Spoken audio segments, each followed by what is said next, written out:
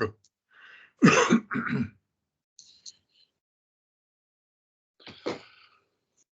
Good day, my name is Piet Kroukamp. This is another Pitso of the Northwest University Business School. We're still waiting for some guests to come in. It takes a little bit of time. It's a Friday. I think the golf players are on the golf course and the rugby players are in the bar. But we have something more interesting to do, and that's talking about the election. It's less than a week from now, next week, Wednesday. Most South Africans will be getting up that morning, and hopefully heading to the nearest voting station and cast a ballot in what some people describe as our first really competitive national and provincial election. And the reason why we call it most competitive, or perhaps the first competitive one, is because some of the polls indicate that it is quite possible that the ANC, the ruling governing party, might just get less than 50%. And that we consider to be a competitive election. It doesn't matter the fact that most opposition parties will get 20% or 22% and less of the vote. We think we might see a reconfiguration of our national and provincial politics if we put, or the electorate put some pressure on the governing party in regards to questions on service delivery, good governance, effectiveness, efficiency, implementation of legislation, things like that, and the crime rates, etc. Those things that do influence the way that people think about politics. And that's what we're going to talk about today. My guest is, I have Max de Pre, the editor of the Vrye Weekblad, well-known figure, old war horse of the media. Then Dr. Mpolelo Mkabela. I think, if I remember correctly, he once, very long ago, was a student of mine. And then another of the heavyweights, Juanita, I think you used to be at News 24. I saw that you might be moving somewhere else. I'm not sure if you're still there. Are you still there? I've left News 24. I'm still a columnist for them. Good. Okay, then we have Juanita Hunter. I remember we spoke about her book once on one of these pizzas. And my old friend, Ibrahim Fakir, independent election analyst, my four guests today. And I suspect that we might see some variation in how we view what's going to happen in the next few weeks during this 2024 election, which we could have a landmark decision being made by the electorate yet today. Max de Pre, what is different? What is different for you? I've now indicated that I think it might be more competitive in some sense, but what is different in this election for you from all the others, the other six that we had? This is the seventh one. Yeah, I think the question whether the party that has governed us for 30 years might get under 50% of the vote is the main headline. But I think the political dynamics in the country have shifted very fundamentally over the last year or two, three. We see communities mobilizing on a local level to fight decay. We saw the captains of industry and business creating work streams to assist the state. We have a really, really active civil society. We have new political parties like Rise Mzansi.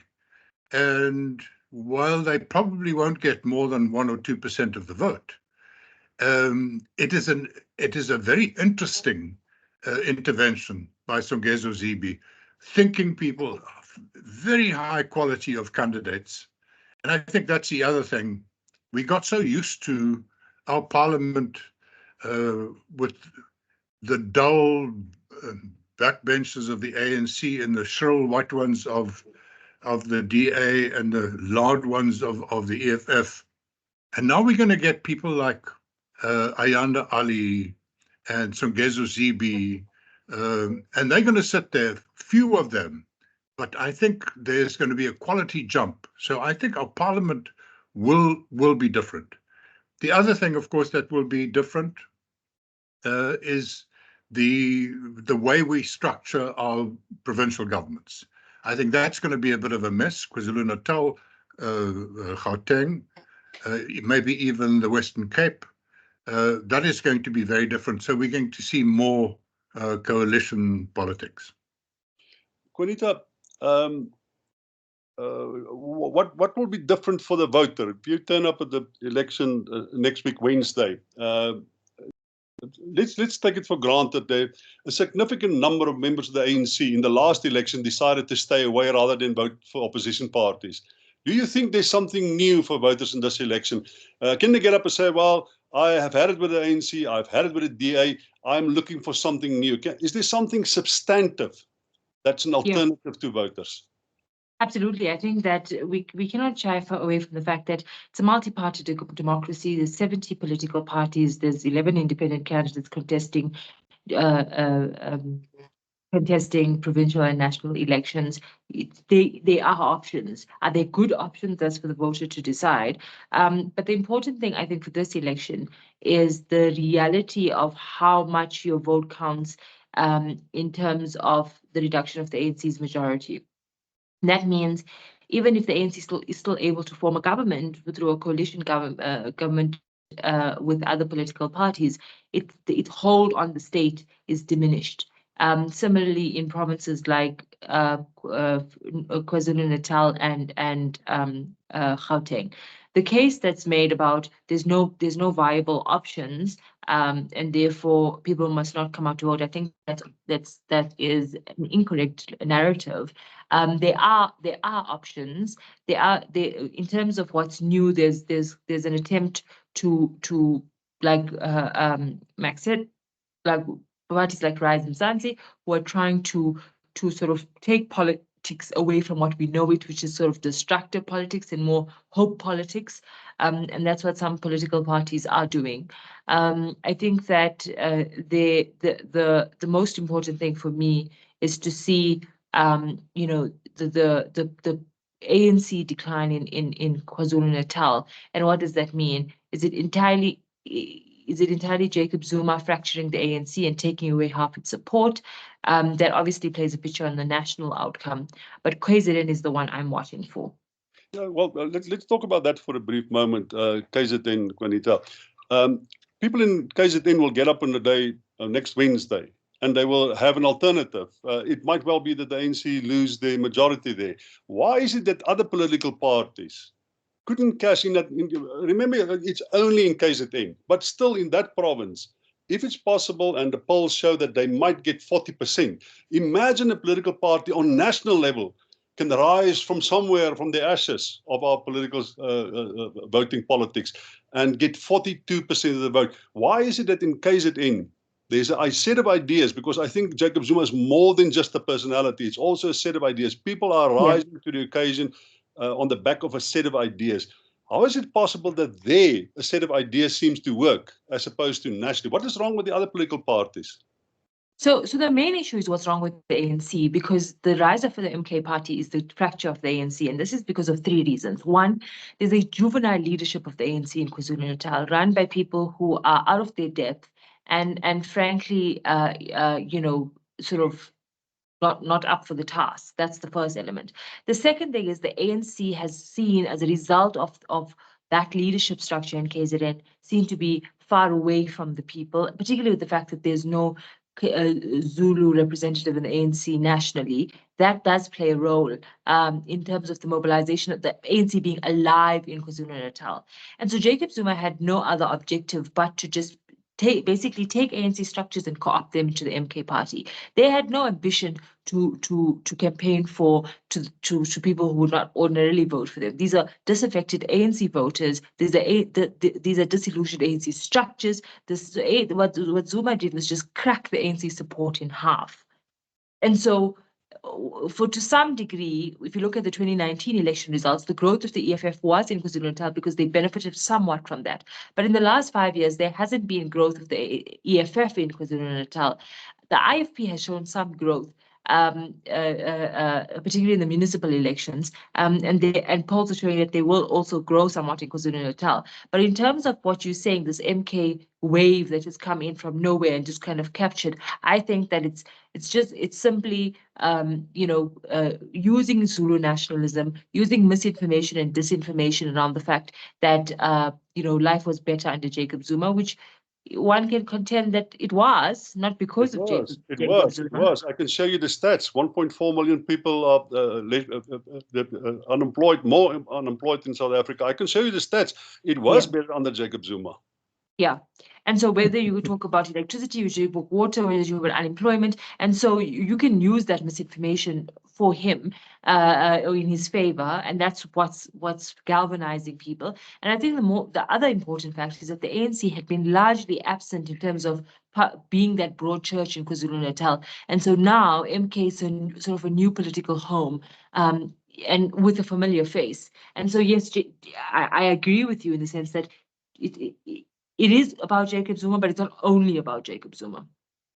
Max, I agree with Juanita. There's one factor that she mentioned, that's the ethnicity factor. But other than that, all the indicators of why people should vote for another alternative in South Africa is prevalent in the rest of South Africa too. Why is it not possible for either opposition parties or even MK for that matter to also make headway for exactly the same reasons in the rest of South Africa?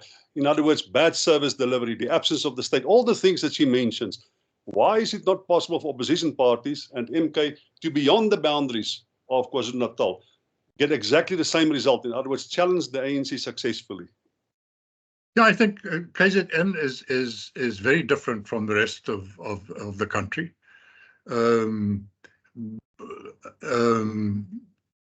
It has always been different. Before 94, in the run-up to 1994, it was very different from the rest of the country. That's where we had the uprisings in July of 2021. So it is very different. It's hard to say how much an ethnic nationalism is at play here. On the surface, it seems quite overwhelming that the Zulu-speaking traditionalists feel slighted by the composition of the national government and the provincial governments and so on. And you don't have the same thing in other provinces. You don't have that sort of rampant ethnic nationalism elsewhere. I saw last night at the latest polls that Mark Data and ENCA had done. MK Party will probably get, according to them, 1% of the vote in the Northern Cape, 1% of the vote in the Western Cape, 1% of the vote in the Free State. So it's clear that its overwhelming support comes from Zulu speakers. I think the fact that the king died and that Mangosuthu Buthelezi died and had not been replaced by strong structures, the new king seems to be struggling to find his feet, that could factor into all this. But why are people changing their vote? They're not changing their vote because of manifestos. I mean, there's a whole lot of stuff coming to us on WhatsApp and YouTube on here are all the manifestos. Nobody cares about that. It's not about manifestos. I don't even care about that, and it's my job. It's about cost of living. It's about basic services on a municipal level. It is about crime, and it is about unemployment. A quick sobering thought, Pete. If all the 8 million unemployed adults in South Africa voted on Wednesday for a workers' party, it would form the government. It would be the majority government by far. Yeah, the party by far. Ibrahim, while we're talking about why people vote the way they vote, is what astonishes most people in South Africa is the fact that MK Party, at least in KwaZulu-Natal, but perhaps in Gauteng and even in Mpumalanga, has a massive impact on the EFF, or at least as far as the polls is concerned. Why is that? Why would such a number, we don't know what number, but a significant number of members of the EFF dwindle and move over to the MK Party? What's the reasoning behind that? Sound? Sorry. gosh, 2 years of using this and one still doesn't know how to use it. Clearly, I need to go back to school. Thanks very much. Thanks for having me, Prof. Pitt. The reality is, I think we've got to first situate who and what these political parties are before we try to apprehend why the shift is happening now, right? So I think originally there was a lot of hoo-ha about the EFF and its potential to take away massive votes from the ANC, number one. Number two, there was a genuine belief that this EFF is actually an alternative political ideology, when in fact it was less political ideology and more political vehicle. So ask yourself this question. Had Malema not been expelled from the ANC, would the EFF have existed? And I'm not just talking Malema, I'm talking the whole coterie around him. And the short answer is no. So to understand who they are, it was merely an organized vehicle, not an organized political ideology or formation. It was a political formation or vehicle merely to continue access to largesse and predation. Notice I don't say patronage, because patronage is an appropriate reason to get into office. You get into office to dispense patronage to your constituency. There's nothing unusual about that. It's not even unethical. That's actually what politics is about. But these guys were not about patronage. They were about predation. So let's just park that aside if my reading is correct. Take the MK party. What is the MK party about? It's pretty much the same thing. But there's an added twist. The added twist is that, see, these fellows need a presence in any kind of institution so that it can be sufficiently present to destabilize or to stymie any real prospect of prosecution, firstly, and secondly, any real prospect of stopping some of these people's access to office so that they can continue being predatory. And what's the common denominator here? First is predation. Secondly is destabilization. That's what's common between the two parties. So it's not unsurprising that you can easily move from one organized vehicle to another organized vehicle. You know, for all of the hatred that Malema and the EFF initially had for Jacob Zuma, after the Nkandla Tea Party, the kind of two-nadering was pretty quick and pretty close, wasn't it? Unsurprisingly. And since then, the ideological fluidity between the two has been pretty close. So I'm not surprised that this is happening. And so because that's the reason, it's a coterie of people who are sort of cult-like followers who have a specific interest in the potential or relative success of these two organizations. And there's nothing more beyond that. So they have no major aspirations. They'd like to be in office. They know it's unrealistic. So right now they want to take what they can get. They'll take what they can get from either one of those two parties. Do you think that when South African voters get up in the morning and they head for the voting station, what is in the back of their minds? Are these things that we talk about, like service delivery and crime and unemployment, are those things at the forefront, or is it ethnicity? Is it history? Is it what is it that sway people to vote, or what is it that motivates them to vote at all? It's a mix of the two. I mean, anyone who says no, purely voters are driven purely by identity, and their identities that must be seen in this party, not in a crude way, but more or less my identity in terms of race, gender, ethnicity, religion, language, but also some of my cosmopolitan ideas, if I have any, they must be reflected in this party, which is why the ANC, of course, still remains the largest party, because it more or less, reflects all of those things, right? So identity is not an unimportant feature, but it's not an overriding feature either. Secondly, anyone who says that the South African voter is completely and fundamentally only rational, that is, I'm making rational calculations about what I get in exchange for my vote, is also talking nonsense. The truth lies somewhere between the two.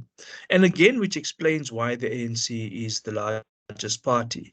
Now, notwithstanding its massive corruption, its instability, its internal fractures, capturing, the defense of state capture, the unethical defense of it, stretching all the way from the arms deal right to the present, all of that notwithstanding, it is the party which has made a generation of South Africans' life different literally in one generation. That matters. So it's not a crude idea of service delivery. It is just that my life is markedly better than it was one generation ago. But guess what? This is the last election in which the ANC can ride on the coattails of this thing and on the coattails of the welfare state and of the fact that they've seen the country through a period of relative stability. It's the last election. After this... Why do you say that? Why do you say it's because beyond this election, and the electorate is already quite sophisticated. Many might not even turn up because they don't want to vote for anyone else, but they don't want to vote for the ANC either. So those who will turn up will still part of this legacy, both the duality of representation and identity, plus the actual delivery and the change in society in their lives, means something to them for now. But beyond this, it has to be about growth. It has to be about improving the quality of life. It has to be about reversing the decay in infrastructure and ensuring that local councils and so on actually work. So it will become more rational, if you can use that word, in terms of its calculation, in its affinity to the ANC. So this is the last, that's why I'm saying it's the last election they can ride on this. But, unfortunately, and I don't want to knock Kanita and Max because I have a great respect for both of them, and I'm not saying they're guilty of this. The reason we think that the election is about a whole lot of other things is because the media has covered it in that way. Yesterday, the Afrobarometer released its latest round of data. People thought race, identity, who you are, all of those things matter. Corruption does matter, but it's not in the top three. You know what's the top three? Unemployment, crime, housing, fourth, infrastructure. Of course, corruption is related to all of it, but corruption features low on that list. Race, racial conflagration, those things feature. Coalitions also don't even feature in the top reasons that there's interest in South African politics. Okay, Juanita, what have you done wrong? You're part of the media. And if I understand Ibrahim correctly, he says there's something wrong with the way you report about this election and elections in general, I would say. I think it's trying to get a good, accurate sense of what people care about, and I think this is the space that I'm in now, in trying to figure out. We speak so much about coalitions because it interests us and because we can see the consequence of what's coming. But when it affects people, does it affect people today? No. And so similarly, the way that we tell the unemployment, the housing. Unfortunately, we do it. The only way to do it is through the lens of government failure, because unemployment crisis is as a result of government failure or business failure as well. Similarly, when it comes to housing, etc. And so I think that there is a disconnect. I can admit to that, Ibrahim, in how we tell the election stories, because so much of the election story is through the lens of politicians, and not so much through the lens of the people. And when you and then when we do give a voice to the people, I think it's really about how they are living and trying to thrive in spite of government, not because of government.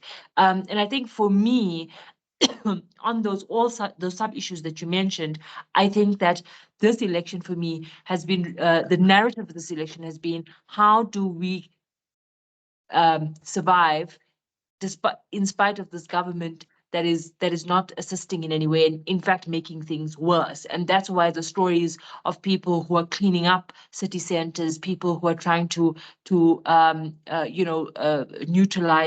xenophobic sentiment in areas around border towns, etc., etc. And so I think that yes, the story could have been told better, but undoubtedly jobs, food prices, houses, real bread and party issues are the issues of this elections. Juanita, let me try to bowl you a curveball. You always answer everything I ask you so eloquently. So let me see if I can make your life miserable today.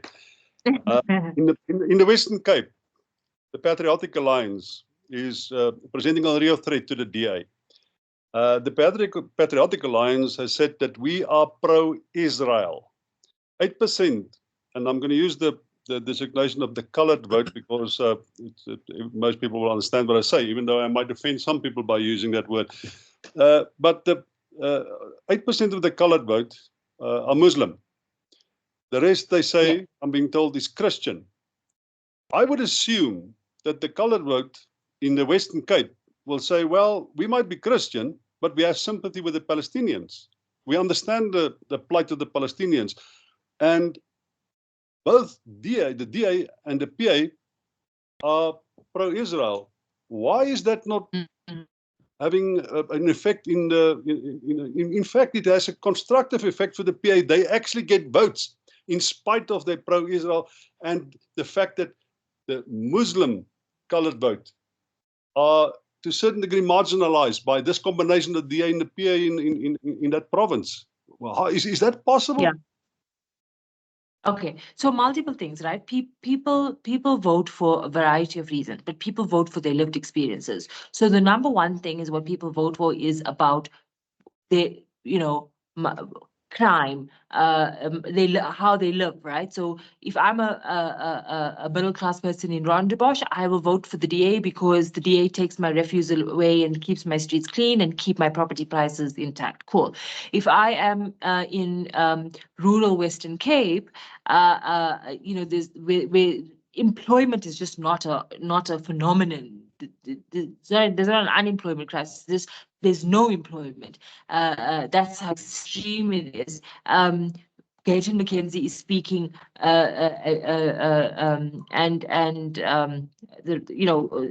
touching on the right issues. And so when you mention the issue of the 8% coloreds are Muslim, there's no such thing as a homogeneous Muslim vote, right? I think that foreign international relations will affect some voting patterns in urban areas. I think it will in areas in the Western Cape, middle class, working class, quote unquote, Muslim areas would traditionally vote the DA, would be less appetizing. But I think that would be more influenced by the fact that the DA has been the government for 15 years and has messed up, or the residents of the Western Cape see the DA as the reason why cost of living and other problems are persisting in their communities. And so in the past, the Palestine question, the ANC has long been consistent on Palestine, right? So that hasn't really shifted fundamentally voting patterns. People who are loyal to the ANC would be loyal to the ANC. People would be loyal to the DA.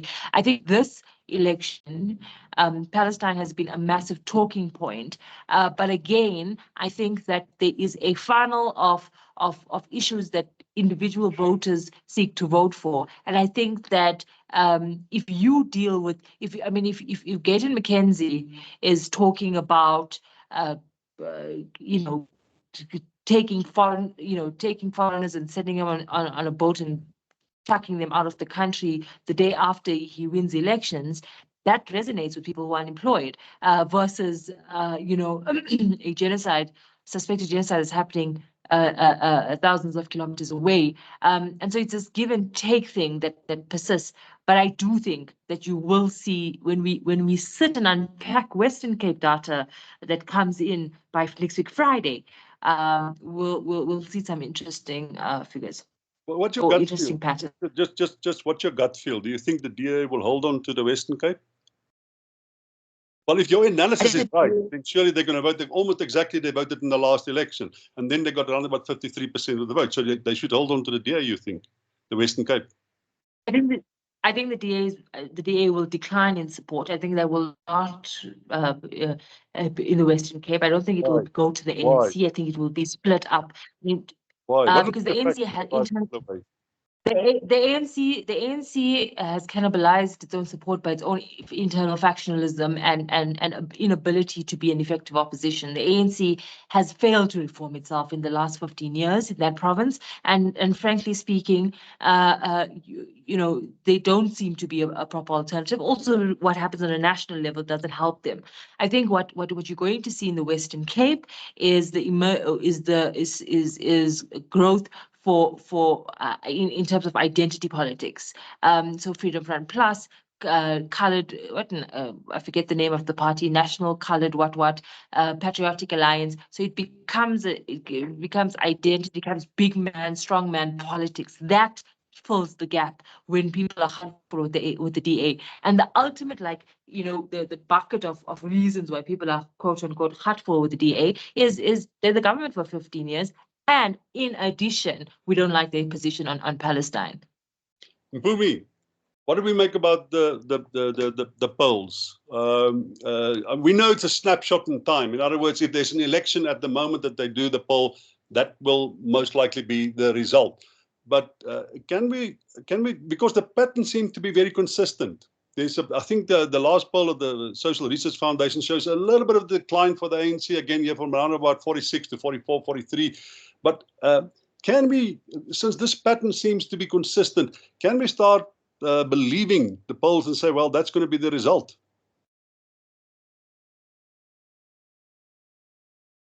Mpumi, your boy. Mpumi. I think there are a few patterns we have to look at. One is the pattern that has been painted by the different polls over a period of time. And then there's another pattern we have to look at, which is the electoral results pattern from, let's say, from the time when Zuma became president, when he was contesting election, 2009, up to now. The pattern is very clear about the trajectory of the governing party. So what the polls are just telling us now is the recent manifestation of a pattern that had already been taking place since 2009, right? And if you also look at what the ANC itself had said about its own internal poll in 2022, the ANC was the first party, by the way, to indicate that they may drop below 50%. And all the other polls subsequently to that have been saying the same thing. The ANC, in its discussion document of 2022, it said that it had conducted research and its own internal research, and when it looked at other research conducted by other people, it came to the conclusion that it might dip below 50%. That was the first time I read of a poll that said something like the ANC may go below 50%. So all the other polls that came after that, like the ones we're reading about now, whether it's MacData, whether it's the one commissioned by the Brand Hess Foundation, or the most recent one done by National Research Foundation, they're all saying what the ANC had predicted about itself. So I'm more inclined to believe in the polls if you look at the totality of the picture, the historical electoral results, and the ANC's own poll, followed by other polls. However, what had not been factored in all along, and it's now a new development, which now even the new polls are trying to figure out what the implications would be, is the launch of the MK party. It has been very disruptive, even to pollsters themselves. They are trying to figure out what impact would it have in KwaZulu-Natal, Gauteng, and other places. The other disruptive thing has been the PA. You guys were talking about the PA just now. The PA is featuring interestingly in the Western Cape, in the recent polls done by MacData, for example. And I think the other element in the new scenario here is the Action SA, which contested for the first time 2021 municipal election, becoming the 6th largest party. The current poll done by MacData tells us that the Action SA is going to replicate that position, but now it's going to be a national position they'll hold, which is the 6th largest party. So it seems to be consistent with the pattern. And then, of course, we've got newcomers now that also introduce a new dimension, especially for a party like the DA that you were discussing just now. Back in the day, when the DA got the kind of support they had in the Western Cape, 57% or so, Mmusi Maimane was the leader of the party. There was no Rise Mzansi. There was no Mmusi Maimane breaking away from the DA. There was no Action SA, and there was no PA at the national level. Now, all of those parties are aggressive in the Western Cape because except Songezo Zibi's Rise Mzansi, the other three parties, they are from the DA, and they know exactly what the gaps are in the DA. So they know the weaknesses of the DA in the colored community and also in the African community.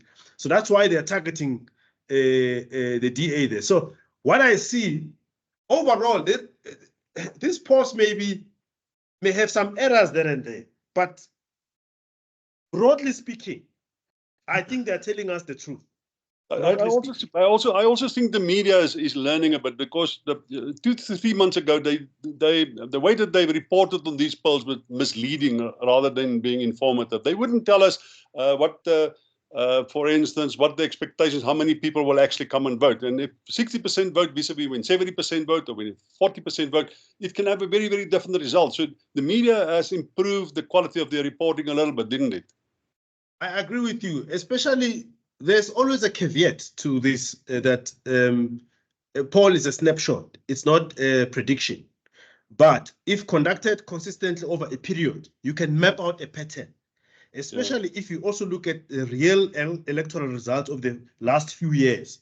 And then you factor in the issues and you look at the methodology that they use. What kind of questions are they asking?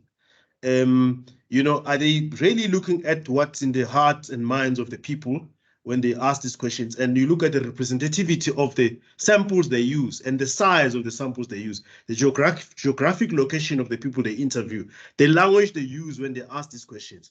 So the methodological questions have really put a spotlight on the polls. And I've seen other people saying, well, we must start regulating pollsters, you know, in the way they do business. Well, you know, you can regulate them what you like, but a lot of these people who conduct these polls are social scientists, and they would argue that they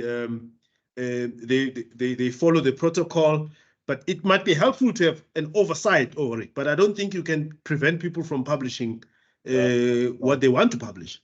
Magda Preep, let me be honest. I think the ANC is getting a bad rap in this election. If you look through the newspapers and the media, and I understand the cheap shot argument, well, they govern badly and therefore they deserve it. But the fact is, I think elections must be reported on freely and fairly, and their views must be discussed in the same way we discuss all other views. In some places in the world, some prominent newspapers will actually endorse a particular candidate for this election, or a political party even. Your newspaper this week gave a rather soft interview to Rise Mzansi. Don't you think it's a way of unfairly influencing voting behavior and actually endorsing a political party above others? Should we be doing that? Two questions here. The one is, do you think we should think differently about the way we report about the ANC? And secondly, should newspapers, certain aspects of the media, endorse individual candidates and parties by giving them 5 days before the election a free promotion? No. I also think the people and journalists' idea that the media can swing an election is totally over-exaggerated. We're really not as important and as influential as we sometimes think we are. Second question first. I would be dead against any publication coming saying we officially endorse. What I find is okay is if an editor or political correspondent or a senior staffer or whatever writes a personal column. And that's the new style of journalism, it's not an editorial, but I can come up as the editor and say, hey, here's my picture. This is an opinion piece. I'm going to tell you what my preferences are. I think that's kind of okay. But the endorsement is nonsense. And I mean, most of us have, or many of us have made fools of ourselves. Remember, a very prominent editor once endorsed Bantu Olemiso as the most important party people should go for. Have we been unfair to the ANC? I do think the answer is yes. I do think the answer is yes. And I do think we have been unfair to Cyril Ramaphosa himself, the president. A bit of the same dynamic here as with the DA. The DA, it's like a female in big business. She has to work a little bit harder than men to get the same kind of recognition. We have slightly higher standards for the DA in terms of corruption and service delivery than we have for other parties. And I think we had such high expectation of President Ramaphosa in 2018, and he didn't live up to it. And now we're judging him very harshly. And I mean, people say generally he's a worse president than Zuma. In what universe, on what planet is he a worse president than Jacob Zuma? The results, Jacob Zuma was a disaster. What about the results, Max? The 1.4 million people more unemployed. Yeah, that's the lagging effect. G ratio is 75 vis-a-vis 57. That's the lagging effect of the 9 years of neglect. Look at specific institutions. Look at SARS. Look at the National Prosecuting Authority. Look at the Hawks. Look at, even now we can say, look at ESCOM. So yeah, I think we are a bit ANC bedonner, to use that word. We are unhappy. We know the country should be better, and we want to shout at someone, and so we shout at the ANC government. And the ANC is much more than just the cabinet. We look at our judiciary, look at some of our successful directors general, look at some of our captains of industry. They all come from the ANC stable, and they're still in the heart of it. The ANC is still a little bit more than just another competing political party. I do think that will change if the ANC comes in at 45% or so. The question will be, will they catch a skrik and rehabilitate themselves, or will many of the cadres just think, okay, we've got 5 years left, we've got to steal quickly? I think it's the first. That's what the National Party did, you know, that they've actually distributed a lot of funds and assets. Exactly, exactly. And that's a good example. The old question is, how do you go bankrupt? Gradually and then suddenly. The question is, will this be applicable to the ANC now? Because they've lost that gloss, that prestige as the sole and authentic representative of the people, the liberation movement, the revolution, all that's out the window, and it's a good thing. Juanita, do people get up and go and vote for the ANC because of Cyril Ramaphosa? Do you think if we take him out of the equation, the ANC could be in trouble, even in the election, could be in trouble if you take Cyril Ramaphosa out of the equation? Do they still believe that he himself, that person, to some extent can save the ANC from itself? I think the star power that he had in 2019 is not fully there in 2024, but I do think that the president, the role of the president, the person of Cyril Ramaphosa plays a heavily important role in how people choose to vote, particularly because he is seen as like the adult in the room, and who else besides him? And that's not a thing of, you know, whether he's good, better or worse. I think it's just in terms of people relating to him, familiarity. You know, people know him just, and that comes by virtue of being the deputy president and then being the president for 6 years. And so, you know, take him out and put anyone else. It's a matter of perceived integrity, but also just how much people know that person. You know. Does Paul Mashatile truly have, for example, Paul Mashatile truly have a national profile? And then comes the second and third questions around whether he's up for the job and whether he has the integrity for the job. But the main thing is that people vote for the ANC, people vote for Cyril Ramaphosa, because Cyril Ramaphosa is the ANC, Cyril Ramaphosa. And that's a matter of time. That's a matter of the position he holds, being the incumbent, and that works in his favor. Can I quickly jump in? Yes, please. And ask, if the DA had a strong, credible leader, a black leader, do we not agree that the chances of getting to a third of the vote would be much higher than John Steenhuisen? I think, can I come in here and say that I think the DA's problem is not a white leader, it's an unlikable leader. John Steenhuisen is largely, he doesn't resonate with South Africans. His whiteness is a secondary thing. It's just, think about how Cyril Ramaphosa, how, you know, pick any political leader. South Africa, you need to resonate. People need to love you. And John Steenhuisen doesn't have that. Just take Chris Pappas. Just take Chris Pappas. Chris Pappas is a white man. His reception versus John Steenhuisen's reception.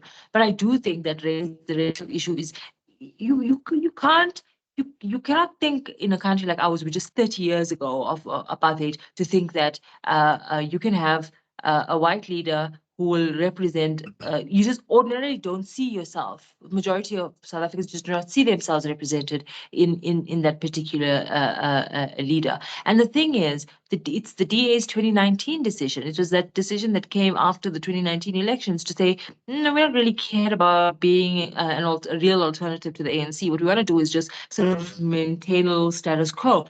And that, I think that decision, subsequent to that is the election of John Steenhuisen, but I think that's the decision that has put the DA where it is, in the sense that it actually doesn't. Why would the DA make reduction of the minimum wage an election issue?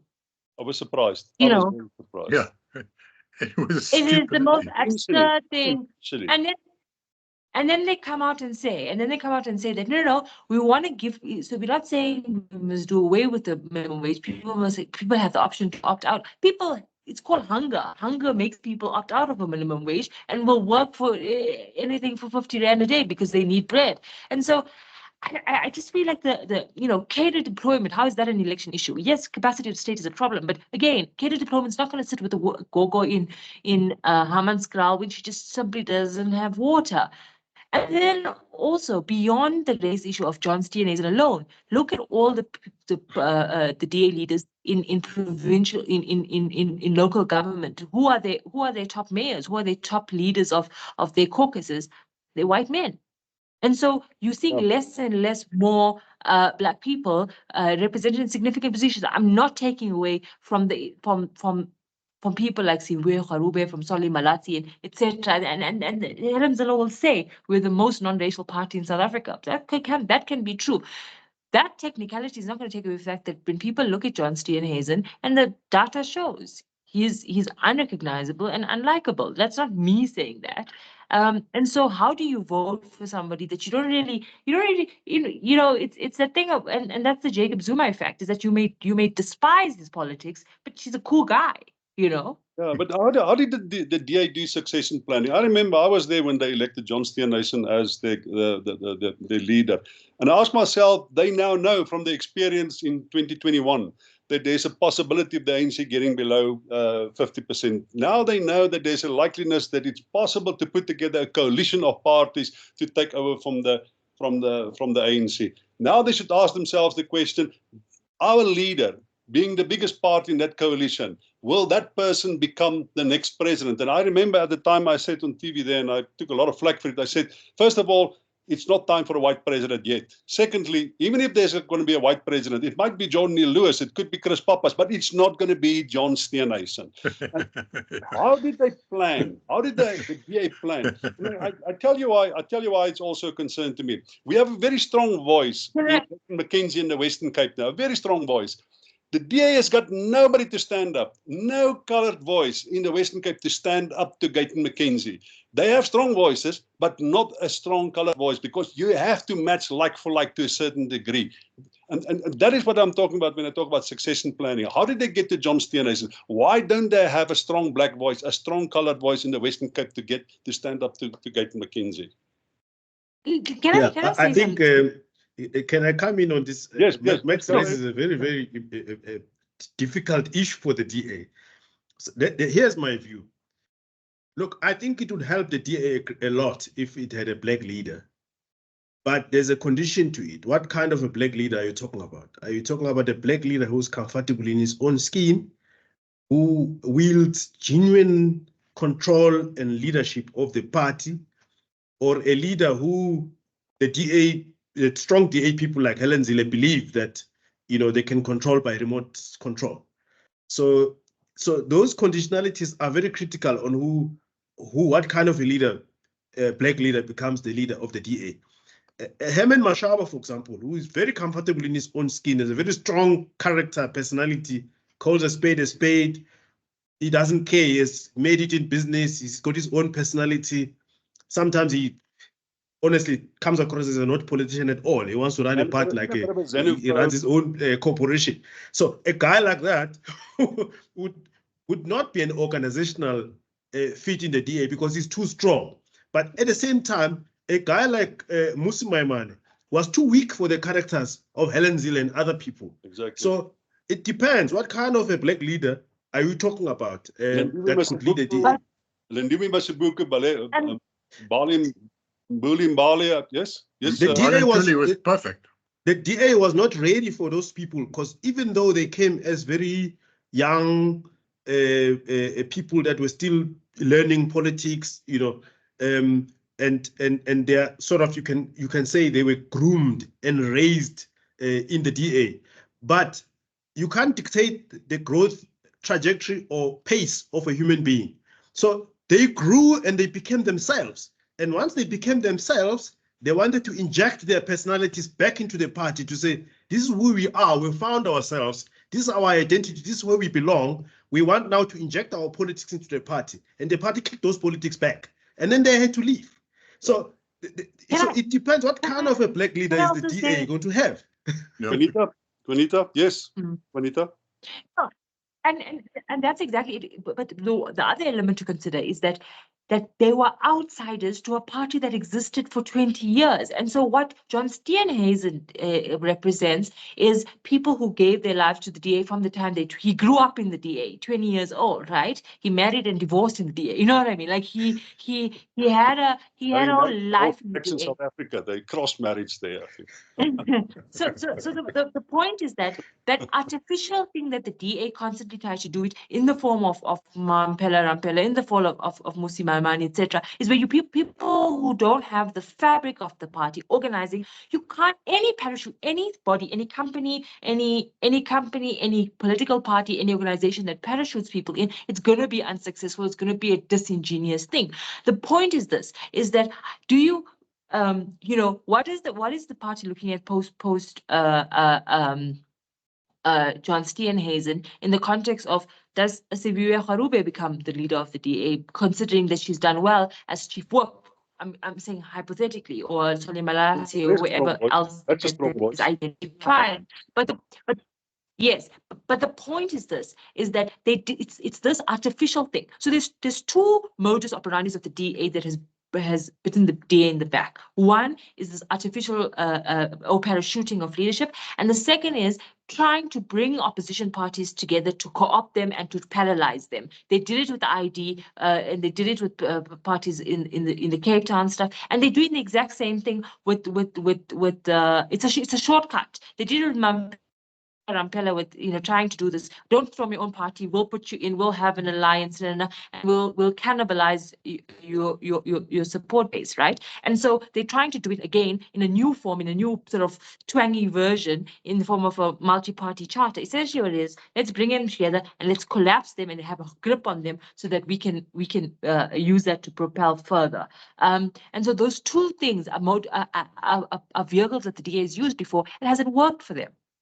Ibrahim, let me ask you something else. Is a vote for a small party a waste? Because if you vote for a party that's got less than 1% of the vote, 0.5% of the vote, you get a member of parliament, but you have no impact and no influence on political power and authority. You get some representation in the legislature, but really not enough to influence legislation. Is a vote for a smaller party, a 1% party, is that a waste?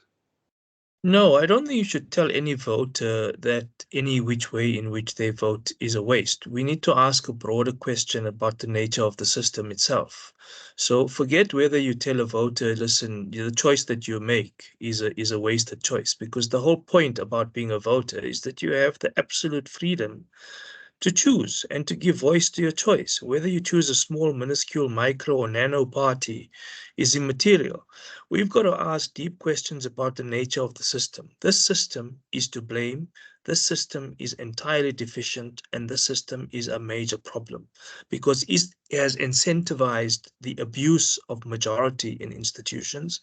It has reduced democracy to a crude exercise of majority rather than public deliberation. The aspect of public deliberation has been completely taken out of our politics, and so has political ideas. And that's why you can foreground the question of identity when you are in such a crude electoral system. Now, for the first time, we're going to have the opportunity to vote for an independent or for independents to have stood. First time also, you're going to have 3 ballots.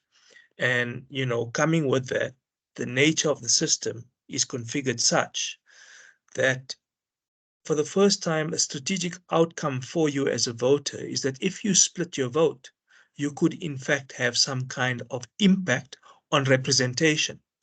But the question is, will you have impact on governance outcomes? Will you have impact on oversight, on accountability, and on forcing parties to take responsibility and be answerable for things that they did?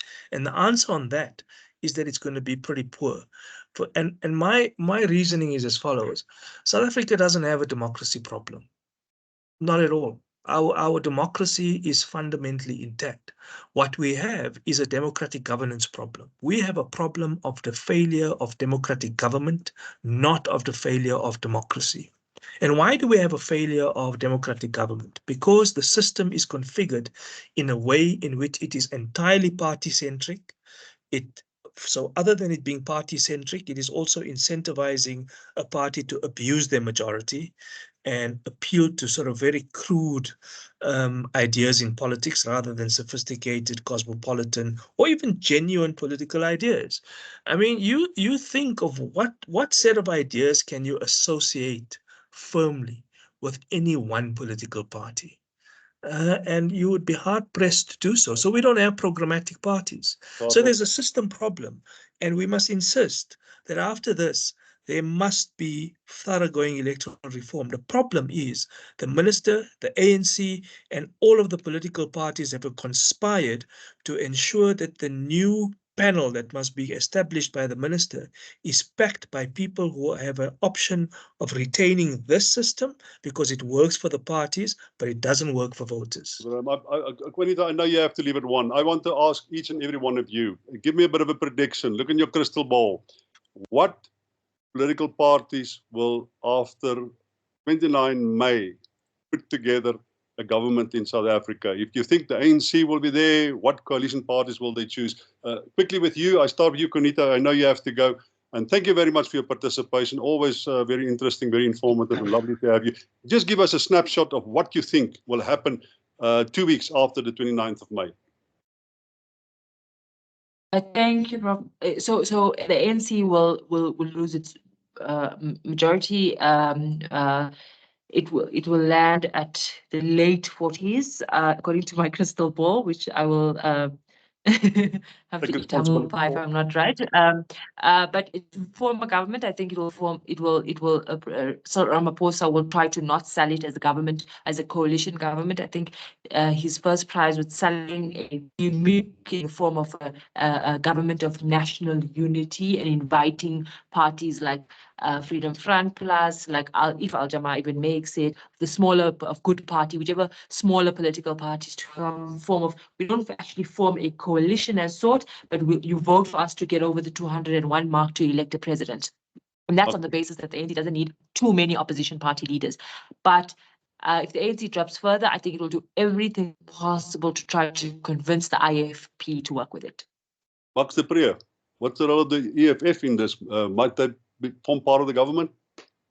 No, I think that must be highly unlikely. You cannot have Julius and Floyd and Cyril in the same room and have peace. My prediction would be the ANC is going to get very close to 50 or just over 50 if they get slightly less. I think their first port of call will be the IFP, but maybe disguised as a government of national unity, because in the last 48 hours, I've heard several rumors of talks between the ANC and the Freedom Front Plus. And remember, Peter Mulder had been he was a deputy minister. So that kind of arrangement, there is going to be no ANC-DA coalition. But there's also an outside possibility of a slight minority government with agreements rather than a formal coalition. That's exactly true. Yeah. Mpumi, what do you think? I'm more inclined to fall in Max's crystal ball. I think the ANC is going to get. I think the ANC is going to get above 45%, and that will enable them to either get the small parties. It might be the IFP if they want one dominant small party for stability purposes. It might be the IFP. It might be a combination of the IFP and the Freedom Front Plus. The Freedom Front Plus has proven itself to be a very pragmatic party when it comes to associating with. Only one person there, not the party. It was only Corneille Mulder that was the pragmatic one. There are not a lot of pragmatic people among them. No. But even now with the coalition in Johannesburg, the Freedom Front Plus wanted to wrestle that coalition. Yes, Corneille Mulder. to a DA-led coalition, and the Freedom Front Plus led the negotiations with Gaten Mackenzie, and they had an agreement. Gaten agreed, and everything was fine. Then Mulder then called Helenzile, and then everything collapsed. Yeah. That's why we're having a 2% mayor, a puppet mayor under the ANC and the EFF. So if the Freedom Front Plus was listened to in its pragmatic approach, we would not be having the situation we're having in Johannesburg. And they have been pragmatic also in Tshwane, for example, in the way they behave there. So I wouldn't be surprised if the ANC falls short. The Freedom Front Plus might trigger its pragmatism and cooperate with the ANC, and they might also work with the IFP. But in the unlikely scenario, very unlikely scenario, that the ANC falls way below 40, I think the opposition parties might be tempted to talk to each other to form a minority government. But that scenario is highly unlikely. Ibrahim, give me something different. No, I'm afraid I can't, because I'm on public record of having put this down. If you look at the publication of the Institute for Justice and Reconciliation, I've kind of put the thing out there. But they hinge on two things. It first hinges on turnout. So the turnout is going to matter, and where you peg the turnout is going to determine what happens. The second is we got to try and assess what the appetite amongst voters is to reward or punish. And I think that there is an equal split between a desire to reward a party and to punish a party. But the punishment part has come down on the side of voters thinking, I'm not turning out to actually vote for someone else. I'm simply going to stay away. So if you take that, and I've modeled this on two different turnout scenarios. The first is a low turnout scenario, which I would say is between 53 and 60%. That's the turnout, okay? And if the turnout is at between 53 and 60, the ANC is going to end up at 48.5%. If the turnout is higher than 63, the ANC is going to end up on 51.5, 52%. And in both of those scenarios, they're unlikely to need a very big partner. They can cobble together something with a smaller one. Well, in the second scenario, they don't actually need anyone. But for the magnanimity, Ramaphosa may ask for something. So, if you're interested, I can send you the publication, but that's where I see it. The DA, I don't put them anywhere in either scenario beyond 22%. The EFF at not above 12 or 13 at max. Action SA maximum 3%. The IFP 2%. I just want to return to two interesting things that both Max and Pumelelo have said, and Kanito, but she's left. Isn't it fascinating that we're talking about which parties are going to coalesce with which parties, and suddenly the IFP might consider working with the ANC, or the ANC would consider working with the IFP. What the hell does that make to the commitments that all of these parties have made about who they will not be prepared to work with? So I want to come back to the original idea that I put out there to you, Pitt. We never believed them from the start. What kind of of politics do we have where there is absolutely no fidelity? Forget ideology. I don't want to use that word. I mean, I'm a good Marxist from Pitso. I don't want to even use that word ideology that we were schooled in. Just take basic values, basic principles, basic fidelity to basic principles. There is none. Now, if you have no fidelity to basic values, basic commitments that you make, is it surprising that you are firstly unappealing to voters, and secondly, once you animate public office, no one can predict how you're going to behave. The only party for which this is not completely true, but it is partly true, is the ANC, because the ANC also has a very relaxed attitude to what its own values and principles are. They're prepared to sacrifice them at the altar of power. They are also prepared to manipulate rules and institutions. Forget state capture. Look at what they're prepared to do in local councils in order to engage in a power grab. So we can't trust any of these guys. And we as a society, this is my last point, have to ask difficult questions about us, because these people, these leaders, political parties, didn't find themselves in office by accident. Someone put them there, and they are reflecting the nature, the attitudes, the values that are prevalent in society as a whole. So we have to look inward now and say, okay, these guys are a bunch of buggers. They're useless. They're pathetic. But what about us? What is it saying about us? Is it a surprise that we have a crisis of representation and a crisis of responsiveness because we are licensing this kind of behavior amongst these people? And that's the last real life Marxist in South Africa speaking there, Ibrahim Fakir, my friend. Thank you very, very much. And then the previous Marxist, Max de Pre, thank you very much. Lapsed. Umi, thanks a lot for being around there. And to those of you who are still around, the viewers, please remember, after the election, we'll be putting together another panel and we'll talk about the results and we'll see the reality of some of our expectations and our guestwork here today. Thank you very much for being part of this discussion today, to the panel. Thank you. Very appreciate it, and see you next time. Thank you and goodbye. Thank you.